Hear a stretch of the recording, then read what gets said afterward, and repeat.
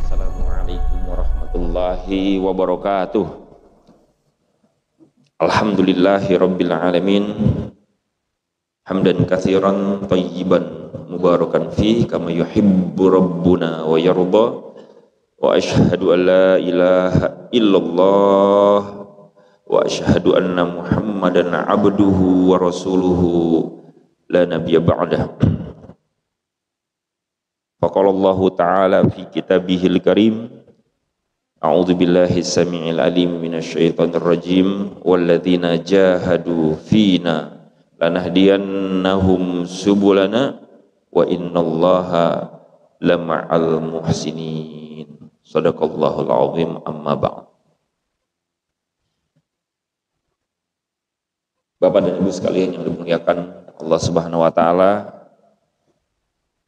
kita melanjutkan proyek penting di dalam hidup kita, bahkan terpenting di antara yang lain, yaitu proyek sholat khusyuk. 15 menit ke depan kita akan sama-sama memperkaya perbendaharaan nilai kehidupan kita melalui pemahaman terhadap makna dari bacaan dan gerakan sholat. Setelah pertemuan di bulan yang lalu kita membahas tentang takbiratul ihram, apa yang seharusnya kita rasakan. Kemudian pada saat kita meletakkan tangan di dada setelah takbiratul ihram, apa yang harusnya kita bisa bayangkan. Di mana kemarin kita sama-sama merenungkan dan menyelami maknanya, kalau betul-betul kita ingin sholatnya khusyuk, yang dengan sholat khusyuk itu kita akan ditolong oleh Allah Subhanahu wa taala. Kita mengikuti petunjuk para ulama yang merujuk kepada Al-Quran dan Sunnah, menjelaskan bahwa ketika kita sholat itu setiap gerakan dan maknanya itu punya kandungan, dan kandungan itu yang harus dihadirkan. Ketika kita membesarkan Allah dengan takbiratul ihram dan merendahkan diri kita serendah-rendahnya, kita letakkan tangan kita di dada, kita membayangkan apa? Seakan-akan kita sedang menghadap Allah sebagai jenazah, mayat. Jadi sholat itu sebetulnya zikrul maut. Kita zikrul mautnya itu sehari paling tidak 5 kali. Tapi banyak di antara kita yang sholat tapi nggak membayangkan zikrul maut. Padahal Rasulullah SAW memberikan wasiat. Sholatlah kalian sholatan muwadda. Seperti halnya sholat perpisahan, itu sholat yang betul-betul kita tuh menghadap Allah. Dan kemudian kita juga sudah menghadirkan makna. Mudah-mudahan kita juga sudah mengamalkannya. Bagi yang belum, nanti bisa dibuka lagi rekamannya di YouTube Masjid Asy-Syifa, ya, YouTube Masjid Asy-Syifa RSPAD, dan di sana bisa kita selami lagi pertemuan-pertemuan yang sebelumnya. Nah, kemudian kemarin kita juga menyelami makna bacaan doa iftitah di bagian yang pertama, yaitu apa? Allahu Akbar kabiro walhamdulillahi katsiro wa subhanallahi bukratan wa asila.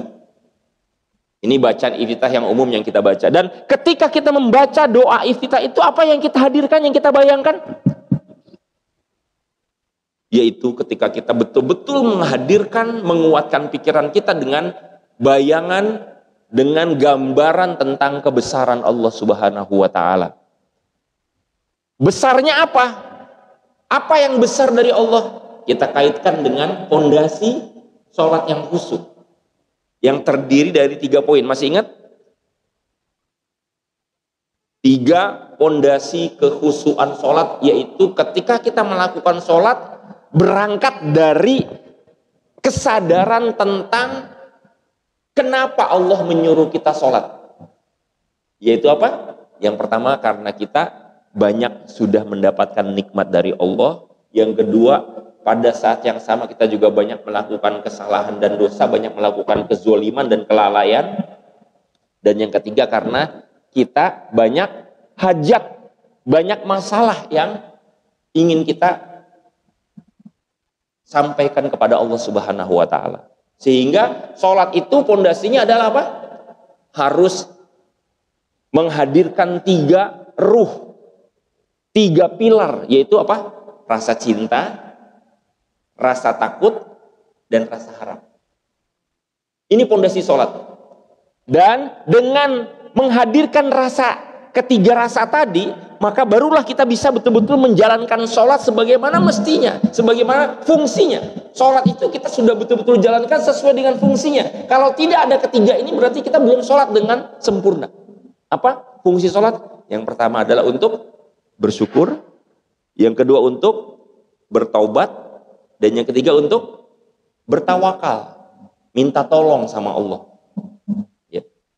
Jadi inilah yang harus kita hadirkan pada saat kita melakukan gerakan-gerakan dan membaca bacaan sholat. 3 itu yang kita hadirkan. Saya ini sedang bersyukur kepada Allah. Sebagaimana kita jelaskan dalam pertemuan kemarin, kepada manusia saja ketika kita berterima kasih, apa yang kita lakukan ekspresinya? Kita menundukkan badan sedikit kan? Makasih. Tapi dalam sholat kita mengekspresikan rasa terima kasih kita itu dengan sangat dahsyat. Allahu Akbar, dengan ruku, bahkan dengan sujud. Allahu Akbar, rendah. Khusyuk itu artinya tunduk. Dan apa yang membuat kita tunduk adalah apa? Kalau kita merasakan kebaikan. Umumnya terhadap orang yang banyak berbuat kebaikan kepada kita, orang yang baik sekali, orang yang berjasa sekali, orang yang membantu kita tuh akan merasa tunduk. Kita akan rendah di hadapan orang seperti itu. Kita juga akan tunduk di hadapan orang yang punya kedudukan yang tinggi. Kita yang merupakan bawahan ketika ketemu dengan atasan yang pangkatnya tinggi, kita kan, iya Pak, selamat malam Pak, selamat sore Pak. Kita akan rendah, betul kan? Nah, perasaan itu yang harusnya hadir di dalam sholat kita berhadapan dengan Allah Subhanahu wa taala. Sehingga pada saat kita sholat, seakan-akan ya kita itu mengatakan apa ketika ruku dan sujud? Seakan-akan kita mengatakan terima kasih ya Allah. Rasanya tuh nyatu antara gerakan dengan bacaan, dengan hati dan pikiran tuh nyatu. Terima kasih ya Allah, membayangkan betapa baiknya Allah, betapa agungnya Allah. Yang kedua, tunduknya kita itu adalah kalau kita punya salah kepada manusia yang kita berbuat salah saja, kita tuh rendah. Maaf. Kita melakukan kesalahan sama orang, kita minta maaf kan, ekspresinya gimana? Kita kan rendah, maaf. Nah, minta maafnya kita kepada Allah dalam sholat itu lebih dahsyat. Bukan hanya menundukkan kepala, tapi menundukkan seluruh badan. Ruku dan sujud. Seakan-akan pada saat kita sholat, kita harus mengatakan apa? Ampun ya Allah, ampun, jeger. Dengan sujud kita. Nah, sayangnya sholat yang kita lakukan selama ini, perasaan itu belum tumbuh dengan baik gitu loh. Belum hadir perasaan bersalah di hadapan Allah. Kita belum menjalankan sholat sebagaimana fungsinya untuk bertaubat. Dan yang ketiga, dasar fondasi kekhusyuan sholat adalah apa? Kita tunduk ketika kita butuh bantuan, butuh pertolongan Allah Subhanahu wa taala. Bukankah dalam urusan sesama manusia saja kalau kita butuh sama seseorang, mau pinjam uang lah misalnya, atau cari kerjaan, ya, atau pasien yang berobat ke dokter kan, butuh ditolong. Ekspresinya gimana? Minta tolongnya, please Pak, tolong Pak, tolong. Kita minta bantuan sama orang tuh merendahkan apa? Merendahkan kepala kan? Tolong Pak, tolong. Nah, dalam sholat kita itu disetting sedemikian rupa dengan bacaan dan gerakan kita untuk menghadirkan rasa butuh terhadap pertolongan Allah Subhanahu wa taala dengan apa? Dengan seluruh gerakan, terutama pada saat kita ruku dan sujud. Seakan-akan pada saat kita ruku dan sujud kita harus mengatakan apa? Tolong. Jadi yang pertama tadi apa? Terima kasih. Yang kedua, ampun. Yang ketiga, tolong. Itu rasanya dahsyat, nikmat banget. Kenapa? Karena kita punya banyak hajat, punya banyak masalah. Masalah pekerjaan, masalah kesehatan, masalah rumah tangga, ya kan? Jadi sholat itu akan terasa nikmat ketika kita mampu menghadirkan apa yang menjadi kepentingan kita terhadap Allah Subhanahu wa taala. Kepentingan kita adalah apa? Bersyukur. Kepentingan kita adalah apa? Bertobat. Kepentingan kita adalah apa? Minta tolong sama Allah. Nah, itu yang kemudian kita latih pelan-pelan. Ini kan seperti slow motion ya. Kita pelan-pelan, nanti prakteknya terus dilatih pelan-pelan. Hadirkan ketiga perasaan tadi. Ya, perasaan kita tuh sudah banyak mendapatkan kenikmatan dari Allah, perasaan kita sebaliknya banyak kesalahan, banyak kezaliman, banyak kelalaian kepada Allah. Yang ketiga, perasaan bahwa kita punya banyak kebutuhan, punya banyak masalah yang ingin diselesaikan. Dan dari ketiga perasaan itu hadirlah tiga pilar ruh, yaitu apa? Al-hub, rasa cinta. Yang kedua, al-khauf, rasa takut. Dan yang ketiga, roja, ar-roja, rasa harap. Dan kemudian barulah kita bisa menjalankan fungsinya. Sholat itu untuk bersyukur, untuk bertaubat, dan untuk bertawakal. Nah, tiga rasa ini hadirnya itu bukan cuma pertama. Bukan cuma pas takbiratul ihram. Bahkan sebelum kita takbiratul ihram pun sudah harus mengkondisikan pikiran dan hati kita. Saya akan menghadap Allah untuk apa? Untuk bersyukur nih. Sehingga apa yang harus kita hadirkan? Kenikmatan apa yang harus kita rasakan? Saya menghadap Allah untuk bertaubat. Ya, apa dosa-dosa yang mau kita bawa di dalam sholat? Apa yang membuat kita takut sama Allah? Gitu ya. Bukan hanya pada saat takbiratul ihram. Sehingga ketika kita mengucapkan takbiratul ihram dan kemudian kita bahas dalam doa iftitah di pertemuan yang lalu, Allahu Akbar, di bagian doa iftitah ini bahkan ada tambahan kabiro. Allahu Akbar kabiro. Kalau takbiratul ihram kan cuma satu kata, Allahu Akbar gitu kan. Tapi di doa iftitah itu diperkuat lagi dengan kalimat Allahu Akbar kabiro. Artinya apa? Besarnya Allah adalah yang paling besar. Tidak ada lagi yang bisa menyamai. Sebesar-besarnya. Kabiro. Allahu Akbar, kabiro lagi. Nah, apa yang kita hadirkan? Pada saat kita mengucapkan kabiro tadi, yang kita hadirkan Allah. Allah maha besar kasih sayangnya. Keagungannya. Allah maha besar kenikmatannya yang diberikan kepada kita. Yang kedua, apa kita hadirkan? Allah besar juga apa? Hubungannya dengan yang kedua tadi. Dosa-dosa kita. Allah maha besar siksanya. Allah maha besar hukumannya. Allahu Akbar kabiro, besar siksanya. Tapi pada saat yang sama kita juga harus menghadirkan Allah maha besar ampunannya. Allah maha besar kekuasaannya untuk mengabulkan, untuk bisa menyelesaikan. Allah maha besar rezekinya. Bahkan kita nih yang lagi punya penyakit, ketika mengucapkan kalimat Allah Akbar, Allah maha besar apa? Allah maha besar kemampuannya untuk menyembuhkan kita. Ya, untuk menyelesaikan urusan kita, menyelesaikan hutang-hutang kita. Itu yang membuat kita tuh jadi dekat sama Allah. Nah, sekarang kita akan bahas ya, meningkat kepada doa iftitah yang bagian selanjutnya, yaitu ketika kita mengatakan apa? Wajjahtu, wajjahiyah. Ini sebetulnya dua versi doa yang berbeda antara Allahu Akbar kabiro dengan wajjahtu. Ini dua, cuma digabung jadi satu. Ulama membolehkan membaca doa iftitah dua versi ini. Dan kita memang didorong oleh para ulama, dianjurkan untuk memiliki variasi bacaan doa iftitah.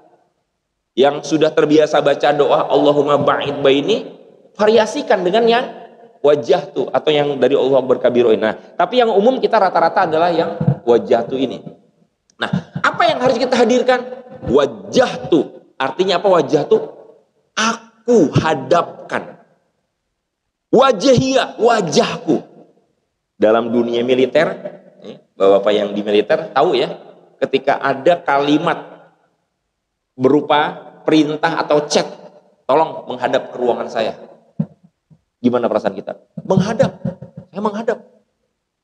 Saya menghadap kepada Bapak Presiden. Saya menghadap. Kata-kata menghadap itu adalah mempertemukan antara wajah kita, diri kita. Ya, jadi yang dimaksud dengan wajahnya di sini bukan hanya adalah pengertian wajah yang di sini, tapi seluruh kehidupan kita, seluruh diri kita. Wajah tu wajahiyah. Aku hadapkan diriku. Ya. Yang kita hadapkan apanya? Yang kita hadapkan adalah kesadaran bahwa kita adalah sebagai hamba Allah yang sudah banyak diberikan kenikmatan. Kesadaran bahwa kita pada saat yang sama adalah diri kita punya banyak dosa. Yang kita hadapkan kepada Allah tuh bukan hanya diri kita sebagai sebuah nama, sebagai sebuah sosok, tapi apa yang ada dalam diri kita itu apa? Rasa syukur kita yang kita hadap. Aku hadapkan rasa syukurku kepadamu ya Allah. Inilah rasa terima kasihku kepadamu, gitu loh. Wajah tu wajahnya. Yang kedua juga kita hadirkan, memang pelan-pelan nih, jangan sekaligus tiga-tiganya sekaligus. Kita latih di rakaat yang awal-awal kita menghadapkan rasa syukur kita. Yang kedua kita wajah tu wajahiyah itu artinya apa? Menghadapkan apa kepada Allah? Mempersembahkan apa kepada Allah? Rasa takut kita. Rasa takut kita. Yang kita persembahkan apa? Taubat kita. Ya Allah, saya ingin minta ampun kepadamu. Dan yang kita persembahkan apa yang kita hadapkan? Yang kita hadapkan kepada Allah ketika kita mengucapkan wajjahtu wajhi adalah seluruh hajat kita. Ya Allah, Engkau Maha tahu saya sedang punya masalah ini, saya sedang punya kebutuhan ini, sedang punya masalah keluarga, masalah anak. Wajjahtu wajhi lilladzi fataras samawati wal ard. Dan kita nggak sembarangan ngadepnya, ini bukan kepada sembarangan. Ini kita ngadep kepada manusia aja itu kita udah merasa rendah. Dipanggil direktur, menghadap Pak Direktur, menghadap Pak siapa gitu ya. Ya, itu kita udah merasa wah, perasaan kita tuh bercampur aduk. Nah, kita menghadap Allah pun begitu. Apalagi dijelaskan yang kita hadapi itu siapa? Alladzi fataras samawati wal ard, yang menciptakan langit dan bumi, seluruh benda-benda langit dan bumi dan seluruh sistemnya, pengaturannya, yang benda-benda itu tidak bertabrakan. Artinya apa? Seakan-akan kita mengatakan, ya Allah, Engkau menciptakan langit dan bumi saja bisa, Engkau mengatur langit dan bumi saja bisa, apalagi mengabulkan mengabulkan permohonanku, mengampuni dosa-dosaku. Jadi Allah bisa melakukan apa saja. Nah, ketika kita menghadapkan diri kita dengan seluruh ya, permasalahan kita, kebutuhan kita, rasa takut kita, itu Allah pun bisa. Lilladzi fataras samawati wal ard. Hanifan.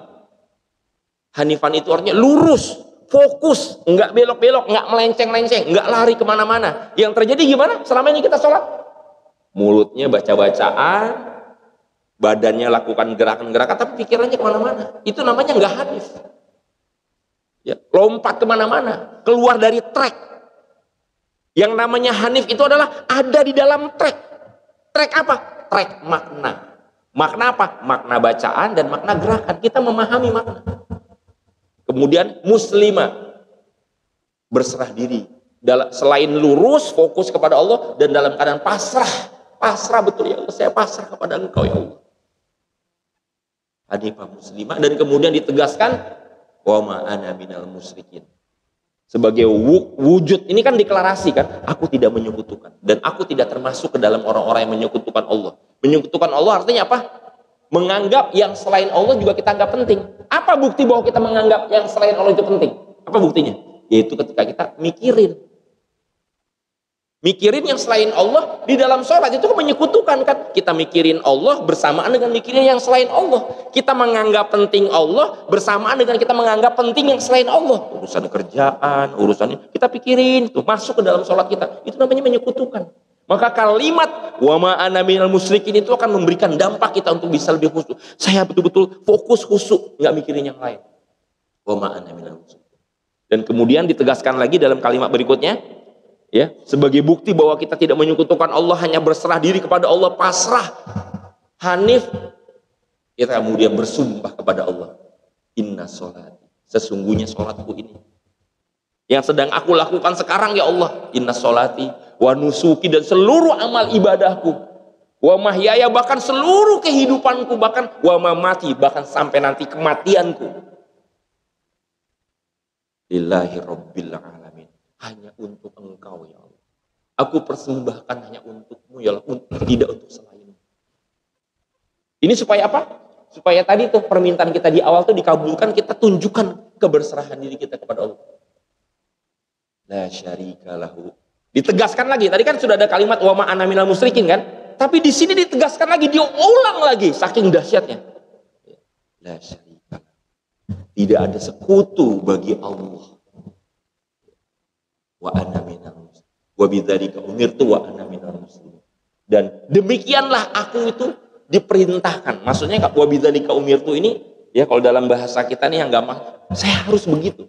Sama seperti halnya kita mengharuskan diri, saya harus ganti handphone, saya harus punya mobil, saya harus bisa naik jabatan, saya harus bisa punya rumah, saya harus punya istri. Keharusan, kita mengharuskan diri kita itu untuk urusan-urusan dunia kan. Harus begini, harus begitu. Nah, ketika kita mengatakan wa bidzalika itu, aku seharusnya betul-betul hanya bertauhid kepada Allah, hanya menyembah Allah, tidak menyekutukan Allah. Dan kita juga mengatakan kata-kata wa bidzalika umirtu itu apa maknanya? Kita harus bisa khusyuk, harus bisa memahami arti, makna bacaan dan gerakan sholat. Ya. Wa ana minal muslimin. Ditegaskan lagi di ujungnya, dan akulah termasuk orang-orang yang berserah diri. Bukan hanya muslimin dalam artian status sebagai muslim ya, kita udah muslim semua, tapi kita betul-betul berserah diri. Dan disitulah kita mengintrospeksi diri. Sudahkah kita berserah diri kepada Allah dengan total? Nah, kalimat wajah tu wajahiyah nanti dibaca lagi terjemahannya. Mudah-mudahan ada di antara bapak-bapak dan ibu-ibu sekalian yang sudah melaksanakan rekomendasi yang saya berikan di bulan yang lalu. Masih ingat? Ya, bagi yang belum, jangan sampai kelewatan mumpung kita masih dikasih umur. Beli buku yang judulnya Tafsir Sholat. Bukunya warna putih, agak tebal. Dan ikuti kajiannya secara rutin di YouTube. Tafsir Sholat. Buka aja. Kita manfaatin waktu. Dahsyat ya, Allah berikan hidayah, berikan petunjuk pada kita semua. Mudah-mudahan ada manfaatnya, terutama buat saya pribadi. Dan bagi yang belum sholat ba'diyah, ya, silakan langsung dipraktekkan ilmunya. Mulai dari takbiratul ihram sampai doa iftitah. Nanti kita akan selami lagi kelezatan makna-makna bacaan sholat yang lain itu Al-Fatihah, ruku, i'tidal, sujud dan seterusnya. Insya Allah kalau Allah berikan kesehatan dan panjang umur, kita akan ketemu lagi bulan depan. Alhamdulillah fala takunul mumtarin fastabiqul khairat. Wassalamualaikum warahmatullahi wabarakatuh.